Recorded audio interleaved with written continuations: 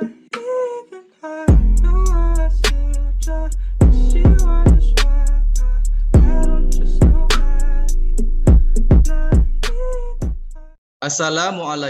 warahmatullahi wabarakatuh. Halo semuanya, bagaimana kabarnya pada pagi hari ini? Semoga kita semua dalam kondisi baik-baik saja di tengah pandemi COVID-19 ini. Dan semoga puasa kita lancar ya.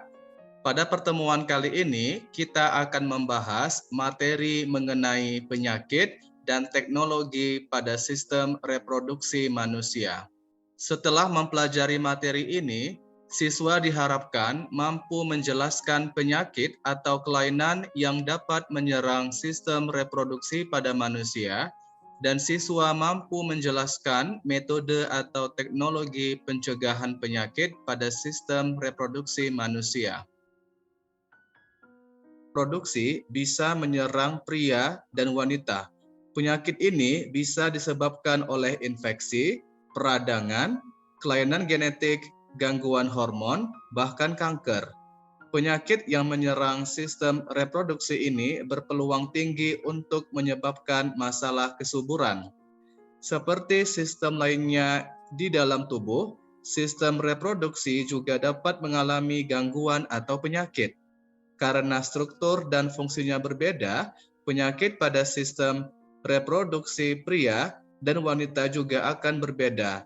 Apabila kita berbicara tentang penyakit pada sistem reproduksi, maka tak terlepas dengan istilah penyakit menular seksual atau PMS. Istilah mengenai penyakit menular seksual atau PMS umumnya dipakai untuk sekelompok penyakit yang dapat disebarkan melalui hubungan kelamin. Kelompok penyakit tersebut secara umum meliputi penyakit venereal seperti gonorea, sifilis, herpes, dan beberapa penyakit lainnya yang dapat ditularkan secara seksual. Kejadian-kejadian penyakit menular seksual di dunia ini ternyata terus bertambah saja, walaupun diagnosis dan pengobatan penyakit juga ada kemajuan. Hal ini disebabkan beberapa faktor, antara lain kemajuan dalam birth control atau pengendalian kelahiran, sehingga orang tidak khawatir hamil, sarana hubungan internasional yang lebih maju dan cepat, kemerosotan moral, cara hubungan seksual yang makin beragam, ketidaktahuan tentang penyakit-penyakit kelamin, dan munculnya bakteri-bakteri yang telah resisten atau tahan terhadap antibiotik. Pada pertemuan ini, kita akan membahas tentang beberapa penyakit yang menyerang sistem reproduksi pada manusia. Sifilis adalah penyakit menular yang disebabkan oleh bakteri berbentuk spiral yang disebut dengan Treponema pallidum. Penyakit ini dapat menyerang berbagai organ dalam tubuh, dapat ditularkan melalui hubungan seksual, melalui luka-luka mikroskopis, transfusi darah segar, dan dari ibu ke fetus atau janin melalui plasenta. Luka pada area kelamin yang menjadi gejala sifilis seringkali tidak terlihat dan tidak terasa sakit, sehingga tidak disadari oleh penderitanya. Meski demikian, pada tahap ini, infeksi sudah bisa ditularkan ke orang lain.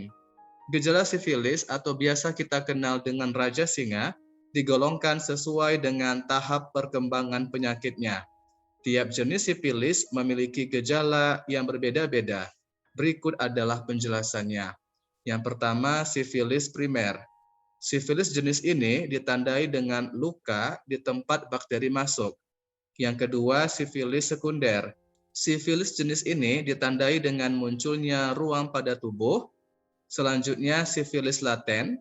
Sifilis ini tidak menimbulkan gejala, namun bakteri ada di dalam tubuh penderita. Dan terakhir, sifilis tersier. Sifilis ini dapat menyebabkan kerusakan organ lainnya seperti otak, saraf, atau jantung. Bagaimana mengobati penyakit sifilis ini? Penyakit ini dapat diobati menggunakan antibiotik, terutama golongan penisilin. Antibiotik telah berjasa mengurangi banyak kasus sifilis, terutama sifilis tersier. Untuk mengetahui apakah seseorang terkena penyakit sifilis atau tidak, dapat dilakukan menggunakan tes darah antara lain VDRL atau Venereal Disease Research Laboratory dengan menentukan adanya antibodi terhadap sifilis. Yang kedua adalah gonorea. Gonorea ialah suatu penyakit infeksi akut yang menyerang selaput lendir dari uretra, serviks, rektum, farinks, dan mata. Penyakit ini disebabkan oleh bakteri Neisseria gonorrhea, suatu Diplococcus gram negatif. Masa inkubasi dari bakteri ini adalah 2 hingga 14 hari. Gejalanya berupa sakit apabila buang air kecil dan keluar nanah berwarna kuning hijau dari uretra. Pada wanita sering tidak tampak gejala-gejala atau dapat pula bergejala sakit kencing dan keputihan berwarna kuning hijau. Peradangan dan penyumbatan pada tuba falopi oleh gonorea sering menyebabkan wanita menjadi infertil atau tidak subur. Sewaktu persalinan, bakteri ini dapat ditularkan kepada mata bayi yang baru lahir dan dapat menimbulkan kebutaan. Bagaimana cara mengobati penyakit gonorea? Pemberian 1% perak nitrit atau cairan antibiotik kepada mata dapat mencegah timbulnya radang mata pada bayi. Pengobatan menggunakan antibiotik juga disarankan. Herpes simplex genitalis merupakan suatu penyakit yang disebabkan oleh virus herpes simplex tipe 2 yang menyerang kulit di daerah genitalia luar, anus, dan vagina yang biasanya ditularkan melalui hubungan seksual. Bagaimana gejalanya? Gejalanya berupa gatal-gatal, pedih, dan kemerahan pada kulit di daerah kelamin. Kemudian, pada area itu timbul beberapa lepuh kecil-kecil.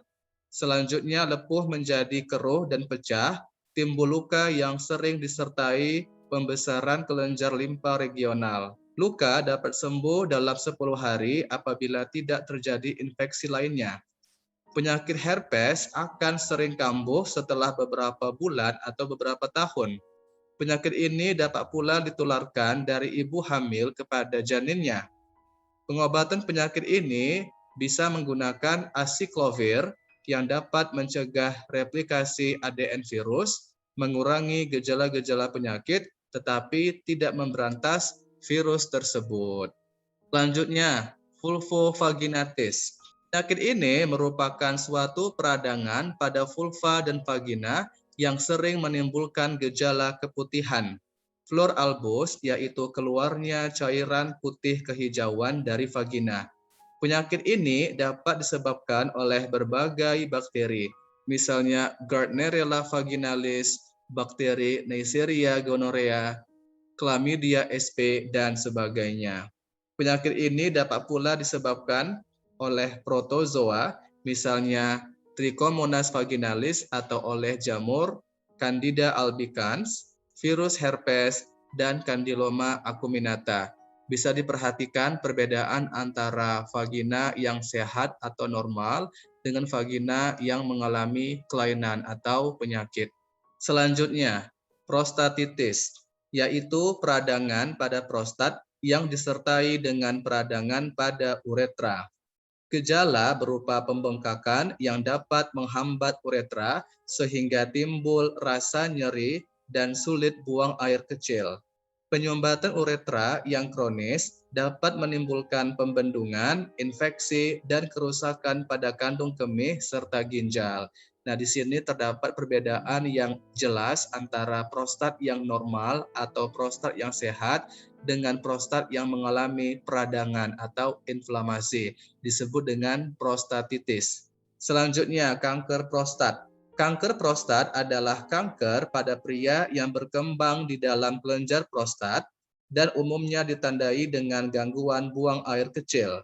Sebagian besar penderita kanker prostat berusia di atas 65 tahun atau pada usia lanjut. Kanker ini tidak bersifat agresif dan berkembang secara perlahan. Penyebab kanker prostat adalah mutasi atau perubahan genetik pada sel-sel di kelenjar prostat. Namun, penyebab mutasi ini belum diketahui secara pasti. Kanker prostat tidak menimbulkan gejala apapun pada tahap awal. Namun, ketika kanker makin membesar atau kelenjar prostat mengalami peradangan, penderita akan merasakan gejala berupa gangguan buang air kecil. Selanjutnya, infertilitas atau disebut juga dengan ketidakmampuan menghasilkan keturunan atau kemandulan. Suatu pasangan disebut infertil atau mandul apabila setelah 1 tahun menikah tanpa kontrasepsi tidak mendapatkan keturunan. Infertilitas dapat disebabkan oleh faktor di pihak pria, pihak wanita maupun keduanya, baik pria maupun wanita.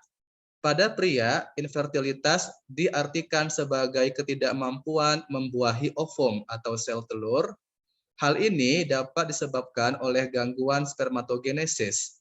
Testis terpapar oleh sinar radioaktif, terkena racun, infeksi, gangguan hormon, tersumbatnya saluran sperma. Gangguan pada deposit sperma di vagina, misalnya pada pria yang mengalami impotensi. Sedangkan pada wanita, infertilitas disebabkan oleh gangguan pembentukan ovum karena kerusakan pada ovarium yang disebabkan oleh infeksi toksin, sinar radioaktif, penyumbatan tuba falopi, gangguan pada rahim, dan serviks. Selain gangguan-gangguan tersebut, bisa juga disebabkan oleh gangguan-gangguan sistemik, misalnya gangguan hormon, diabetes mellitus, dan sebagainya. Selanjutnya, impotensi. Impotensi merupakan ketidakmampuan ereksi ataupun mempertahankan ereksi penis pada hubungan kelamin yang normal. Impoten dapat disebabkan oleh berbagai faktor, antara lain gangguan produksi hormon testosteron, kelainan psikis atau psikologis, diabetes mellitus, kecanduan alkohol, kecanduan obat-obatan, misalnya obat anti tekanan darah tinggi, gangguan sistem saraf, dan sebagainya. Kemudian, dysmenorrhea atau biasa kita kenal dengan istilah senggugut. Dysmenorrhea merupakan rasa nyeri yang terjadi sewaktu menstruasi yang sering disebabkan oleh prostaglandin yang disekresikan oleh endometrium. Prostaglandin merangsang kontraksi rahim dan menimbulkan rasa nyeri pada perut, pinggang, sampai tungkai. Prostaglandin juga menimbulkan sakit kepala, rasa mual-mual, mencret-mencret karena kontraksi otot polos pada saluran pencernaan dan pembuluh darah di bagian kepala. Efek prostaglandin secara alamiah dihambat oleh progesteron. Sebelum menstruasi, terjadi penurunan kadar progesteron sehingga muncullah efek prostaglandin. Dysmenorrhea juga dapat disebabkan oleh kelainan-kelainan seperti saluran serviks yang menyempit, tumor rahim, endometriosis atau peradangan pada endometrium, maupun adanya peradangan di daerah pelvis. Pengobatan menggunakan obat-obatan antiprostaglandin seperti aspirin, naproxen, dan lain-lain dapat dilakukan. Selanjutnya, tumor payudara. Tumor payudara dapat bersifat jinak seperti fibroadenoma. Fibroadenoma sering berupa benjolan kenyal yang dapat dihilangkan melalui tindakan operasi. Tumor dapat juga bersifat ganas disebut dengan kanker payudara. Nah, kanker jenis ini sangat banyak terdapat setelah wanita mengalami fase menopause dan jarang terjadi sebelum usia 30 tahun. Pengobatannya dapat dilakukan dengan operasi, sinar radioaktif, dan obat-obatan. Nah, biasanya terdapat 6 ciri-ciri benjolan payudara karena kanker. Yang pertama, apabila dipegang maka dia keras, kemudian biasanya tidak bisa digerakkan atau ditekan, bentuknya tidak teratur, ukurannya pun beragam, paling sering muncul di dekat ketiak atau aksilar, kemudian tidak selalu menimbulkan rasa sakit, serta berwarna kemerahan, teksturnya menyerupai kulit jeruk. Nah, ini merupakan ciri-ciri benjolan pada kanker payudara. Nah, selanjutnya kanker serviks atau kanker leher rahim.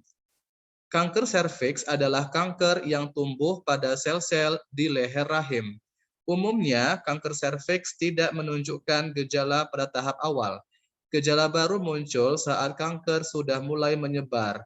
Dalam beberapa kasus, kanker serviks terkait dengan infeksi menular seksual, kanker serviks banyak diderita oleh wanita dan sering menimbulkan kematian apabila ditemukan setelah fase lanjut atau stadium lanjut. Kanker serviks dapat ditemukan secara dini menggunakan teknik pap smear, yaitu suatu cara pengambilan jaringan serviks dan diperiksa di bawah mikroskop. Pemeriksaan ini dapat dilakukan setiap tahun. Jenis kanker serviks banyak ditemukan pada wanita berusia 40 hingga 50 tahun dan timbulnya kanker ini diduga berhubungan dengan infeksi herpes virus tipe kedua dan human papilloma virus. Pengobatannya dapat dilakukan menggunakan operasi, sinar radioaktif, dan obat-obatan. Itu merupakan beberapa jenis penyakit atau kelainan yang menyerang sistem reproduksi pada manusia. Mudah-mudahan kita semua dijauhi dari penyakit-penyakit ini ya. Selanjutnya kita akan membahas mengenai teknologi pada sistem reproduksi pada manusia. Pada dasarnya, proses pembuahan atau fertilisasi yang alami terjadi dalam rahim manusia melalui cara yang alami pula, melalui hubungan seksual. Akan tetapi, pada kondisi tertentu, pembuahan alami ini terkadang sulit terwujud, dikarenakan adanya salah satu pasangan yang mengalami infertilitas sehingga tidak dapat mendatangkan keturunan. Teknologi reproduksi buatan adalah metode penanganan terhadap sel gamet, baik ovum maupun sperma, serta hasil konsepsi atau embrio sebagai upaya untuk mendapatkan kehamilan di luar cara-cara alami. Namun, tidak termasuk cloning atau duplikasi manusia. Teknik ini merupakan bagian dari pengobatan infertilitas atau ketidaksuburan. Infertilitas dikatakan sebagai kelainan atau kondisi sakit dalam masalah reproduksi. Manusia pada dasarnya memiliki hak untuk bebas dari penyakit. Apabila infertilitas merupakan manifestasi atau perwujudan dari sakit, maka semua manusia memiliki hak untuk bebas dari kondisi infertil atau dengan kata lain berhak untuk bereproduksi. Teknologi reproduksi buatan digunakan untuk mengatasi infertilitas ini, di mana apabila reproduksi secara alami tidak memungkinkan dilakukan, maka teknik reproduksi buatan dapat diterapkan. Teknologi ini memberi kesempatan kepada pasangan suami istri yang memiliki masalah dengan proses reproduksi untuk memiliki keturunan yang tetap berasal dari benih mereka. Pada pertemuan kali ini, kita akan membahas mengenai teknik bayi tabung atau IVF. Bayi tabung adalah sebuah tindakan medis di mana dokter membantu melakukan pembuahan sel telur yang dilakukan di luar tubuh wanita. Dalam istilah bahasa Inggris, bayi tabung sama artinya dengan in vitro fertilization atau IVF, yaitu proses pemindahan ovum atau sel telur dari induk telur yang bercampur dengan sperma yang selanjutnya disimpan di laboratorium. Jadi, bayi tabung adalah suatu upaya untuk memperoleh kehamilan dengan jalan mempertemukan sel sperma dan sel telur sehingga terjadi pembuahan atau fertilisasi dalam suatu wadah atau cawan petri, semacam mangkuk kaca berukuran kecil, dilakukan oleh petugas medis. Mungkin karena proses pembuahan tersebut terjadi di cawan kaca, seolah-olah seperti tabung, akhirnya masyarakat mengenalnya sebagai bayi tabung. Bayi tabung merupakan suatu teknologi reproduksi berupa teknik pembuahan sel telur atau ovum di luar tubuh wanita. Prosesnya terdiri dari pengendalian proses ovulasi secara hormonal, pemindahan sel telur dari ovarium, dan pembuahan oleh sel sperma dalam sebuah medium cair. Awal berkembangnya teknik ini bermula dari ditemukannya teknik pengawetan sperma. Sperma bisa bertahan hidup lama bila dibungkus dalam gliserol yang dibenamkan dalam cairan nitrogen pada suhu minus 321 derajat Fahrenheit. Pada mulanya, program ini bertujuan untuk menolong pasangan suami istri yang tidak mungkin memiliki keturunan secara alamiah disebabkan oleh tuba falopi istrinya mengalami kerusakan secara permanen. Namun, mulai ada perkembangan di mana program ini kemudian diterapkan pada seseorang yang memiliki penyakit atau kelainan yang menyebabkan tidak dimungkinkan untuk memperoleh keturunan. Proses pembuahan dengan metode bayi tabung antara sel sperma suami dengan sel telur istri sesungguhnya merupakan upaya medis untuk memungkinkan sampainya sel sperma suami ke sel telur istri. Sel sperma tersebut kemudian akan membuahi sel telur bukan pada tempatnya yang alami. Nah, saya akan menjelaskan tentang tahapan proses inseminasi buatan pada bayi tabung atau IVF. Dalam proses bayi tabung, proses ini berlangsung di laboratorium dan dilaksanakan oleh tenaga medis atau dokter sampai menghasilkan suatu embrio dan diterapkan ke dalam rahim wanita yang mengikuti program bayi tabung tersebut. Embrio ini juga dapat disimpan dalam bentuk beku atau frozen dan dapat digunakan kelak jika dibutuhkan. Bayi tabung atau IVF merupakan pilihan utama untuk memperoleh keturunan bagi wanita yang memiliki gangguan pada saluran tuba falopinya. Pada kondisi normal, sel telur atau ovum yang sudah matang akan dilepaskan oleh ovarium menuju saluran tuba falopi atau oviduct untuk selanjutnya menunggu sel sperma yang akan membuahi sel telur tersebut. Nah, di sini ada 4 tahapan. Kita akan bahas satu persatu. Tahap pertama yaitu tahap induksi ovulasi. Pada tahap ini dilakukan stimulasi pertumbuhan sel telur sebanyak mungkin yang dilakukan dengan pemberian hormon FSH atau follicle stimulating hormone. Setelah dihasilkan cukup banyak sel telur, diberikan hormon HCG atau human chorion gonadotropin untuk menstimulasi atau merangsang pelepasan sel telur yang sudah matang. Pematangan sel-sel telur dipantau setiap hari melalui pemeriksaan darah dan pemeriksaan USG atau ultrasonografi. Kemudian tahap kedua yaitu tahap pengambilan sel telur. Pada tahap ini, sel telur yang telah matang akan diambil dari ovarium dengan menggunakan jarum yang runcing. Kemudian dipindahkan ke dalam cawan Petri yang telah berisi medium pertumbuhan.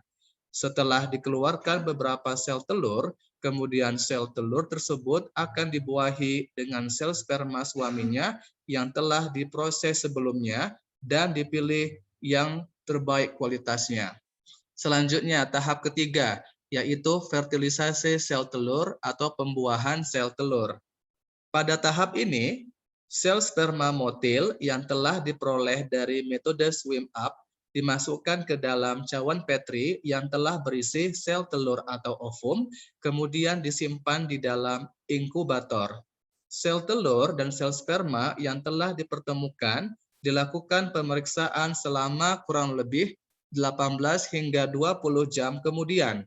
Setelah terjadi fertilisasi atau pembuahan, embrio dibiarkan di dalam inkubator selama 3 hingga 5 hari.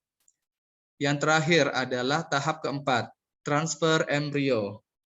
Setelah embrio hasil pembuahan tersebut terbentuk, embrio tersebut ditransplantasikan atau dikembalikan ke dalam rahim melalui kateter teflon tanpa adanya pembiusan atau anestesi. Apabila dalam jangka waktu 14 hari atau 2 minggu setelah pemindahan embrio tidak terjadi menstruasi atau haid, maka dilakukan pemeriksaan air urin untuk menentukan adanya kehamilan. Kehamilan baru dipastikan dengan pemeriksaan ultrasonografi atau USG 1 minggu kemudian. Jadi sebetulnya pada proses bayi tabung ini terdapat 4 tahapan yang harus dilakukan. Oke, selanjutnya kita akan membahas tentang surrogate mother atau sewa rahim. Ini merupakan bagian dari teknologi yang berhubungan dengan sistem reproduksi pada manusia. Perhatikan gambar ini. Nah, mengapa saya mengambil gambar artis ini? Karena artis ini bernama si Kim Kardashian. Dia melahirkan anak keempat yang bernama Sam melalui teknik surrogate mother atau surrogasi. Anak keempat dari Kim Kardashian yang bernama Sam lahir melalui ibu pengganti atau sewa rahim atau istilah medisnya adalah surrogate mother. Sebelumnya, anak ketiga mereka yang bernama Chicago pun lahir lewat proses yang sama. Ramai menjadi perbincangan karena banyak public figure yang menggunakan ibu pengganti atau sewa rahim untuk melahirkan anak-anak mereka. Apa sih sebenarnya surrogate mother itu?